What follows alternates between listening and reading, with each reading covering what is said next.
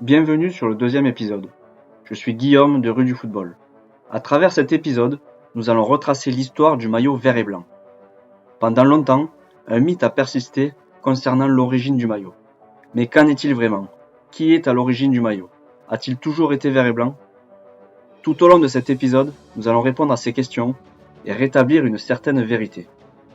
Au début du siècle dernier, le premier club de la ville, l'Olympique Sétois, ancêtre du FC7, jouait avec un maillot bleu et rouge dont les rayures étaient verticales. Pourquoi ces couleurs? La raison est assez simple, ce sont les couleurs de la ville de Sète. Seul un club pose problème lorsqu'ils se rencontrent, c'est lorsque l'Olympique Sétois se déplace en Catalogne pour y affronter le FC Barcelone. Les deux équipes ayant le même maillot, les Sétois utiliseront donc leur maillot de rechange et joueront en blanc. En 1914, c'est la première fois qu'un maillot vert et blanc apparaît. C'était lors de la finale du championnat du Sud-Est à Marseille contre le Stade Raphaëlois. Une photo en noir et blanc montre des joueurs portant un maillot cerclé noir et blanc qui laissait supposer que le noir était en fait du vert. Mais grâce à Pierre Lanfranchi, nous pouvons depuis quelques mois l'affirmer. Notre historien a retrouvé un compte-rendu du match dans la presse marseillaise qui parle bien de joueurs avec un maillot cerclé vert et blanc. Peut-être qu'avant 14, le maillot vert et blanc existait déjà. Mais les photos étant en noir et blanc, aucun texte permet de le certifier. Nous retrouvons ce même maillot quelques jours plus tard lors de la finale de USFSA, Union des Sociétés Françaises des Sports Athlétiques, à Paris, perdue contre l'Olympique Lillois. Pourquoi ce passage du rouge et bleu vertical au vert et blanc horizontal? C'est une question qui reste malheureusement sans réponse à l'heure actuelle. Après cette finale à Paris, nous ne reverrons plus l'Olympique Sétois. En août 14, c'est le début des hostilités de la Première Guerre mondiale, et comme nous l'avons vu dans l'épisode précédent, elle marquera la fin de l'histoire du club. Tous les joueurs en âge d'être mobilisés partiront au front. Seule la vedette britannique Gibson non mobilisée est restée à Sète. Durant la guerre, les jeunes Sétois, comme René de Dieu et le britannique Gibson, se refusent à ne plus pratiquer leur passion. Le FC7 remplace l'Olympique Sétois. À ce moment-là, une question peut se poser. Le FC7 est-il la continuité de l'Olympique Sétois? Notre historien Pierre Lanfranchi et l'anthropologue Guy Laurence se sont posé la question. Pour le premier, c'est plus une rupture, pour le second, c'est effectivement une continuité. Chacun se fera sa propre opinion sur le sujet.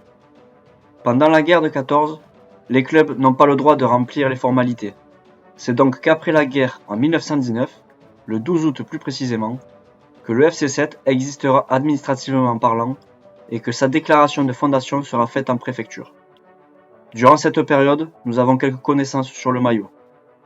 Seule la période de 1914 à 1916 est incertaine. Aucune image ou document qui évoque le maillot n'a été retrouvé. À partir de 1916, on peut affirmer d'après les comptes rendus de match que le FC7 jouait en bleu et blanc, et ce jusqu'en 1919. On appelle d'ailleurs les joueurs les bleus et blancs. La saison 1919-1920 est assez particulière pour plusieurs raisons. Elle sera pour le football la première saison de paix après la guerre. Mais elle sera aussi la première saison des grandes victoires pour les Sétois. En 1920, le FC7 remporte sa première Coupe du Midi contre la Vie au Grand Air du Médoc de Bordeaux et fera coup double en remportant le premier championnat du Languedoc. Cette période marque un changement important en termes d'identité. En effet, à partir de 1919, le FC7 arbore pour la première fois un maillot cerclé vert et blanc. Le vert et blanc est également présent sur la revue lancée début 1920 par le club et publiée lors de chaque match.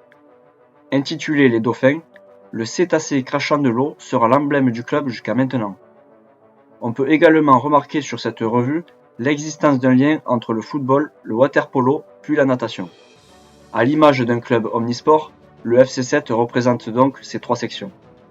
La mention fondée en 1914 apparaît elle aussi, malgré la déclaration de création faite en 1919. Mais pourquoi un maillot cerclé vert et blanc? Pendant plusieurs décennies, un mythe a persisté. Celui de Victor Gibson, l'Écossais fan du Celtic Glasgow. Il y a quelques années, Andy Mitchell, un chercheur écossais qui effectuait des recherches sur ses compatriotes footballeurs établis à l'étranger, est entré en contact avec notre historien Pierre Lanfranchi afin de lui demander des renseignements sur un certain Victor Gibson dont il avait entendu parler et ne croyant pas à cette version du Gibson écossais. Après de longues recherches, on peut affirmer sans trop en dire, car le prochain épisode lui sera consacré, que Gibson n'est pas écossais mais anglais, né de père et mère anglais, sans attache ni avec l'Écosse, ni avec le Celtic Glasgow. Voilà donc ce mythe pourtant romantique parti en fumée. La deuxième version méconnue d'un grand nombre de passionnés verts et blancs est l'explication suisse. Le premier président, Felix Schenk, et le premier vice-président, Etienne Schlegel, tous deux fondateurs du FC 7, sont suisses et originaires du canton de Vaud. Le vert et blanc sont les couleurs des armoiries de leur région d'origine. Tout comme le FC Barcelone, aussi fondé par des Suisses, le choix du maillot est lié aux origines des fondateurs. La lumière sur l'origine du maillot est donc faite grâce à près de 40 ans de recherches réalisées afin de retracer l'histoire du FC 7 par l'intermédiaire de Pierre Lanfranchi. Mécène et fondateur du club, Felix Schenk ainsi que l'origine du maillot étaient à l'honneur dans une édition du quotidien Midi Libre un jour de mars 2000. Durant toute son existence, le FC 7 aura pratiquement toujours joué avec son maillot cerclé vert et blanc. Il y aura quelques exceptions comme la saison 1948-1949 par exemple, où les Dauphins arboreront un maillot blanc avec des épaulettes vertes. Parlons des maillots extérieurs ou maillots de rechange comme l'on disait jadis. Car le maillot vert et blanc du FC 7 aura posé problème lors de confrontations contre quelques équipes notamment le Red Star et l'AS Saint-Étienne. Lors de la finale de Coupe de France 1923 contre le Red Star, le problème ne se pose pas, car à cette époque, les Odoniens jouent en bleu et blanc avec des rayures verticales. C'est au début du professionnalisme que le Red Star joue en vert et blanc. En 1935 à Paris, lors du quart de finale de la Coupe de France contre le Red Star, les Dauphins joueront en rouge. Le match se soldera par une défaite. En 1942, cette fois en finale, ce sera une nouvelle défaite avec le maillot rouge. Serait-il une malédiction pour les Dauphins ? Lors de la triste saison 1976-1977, qui verra le FC 7 relégué de 2e division, les Sétois recevront le Red Star au Stade Bérou.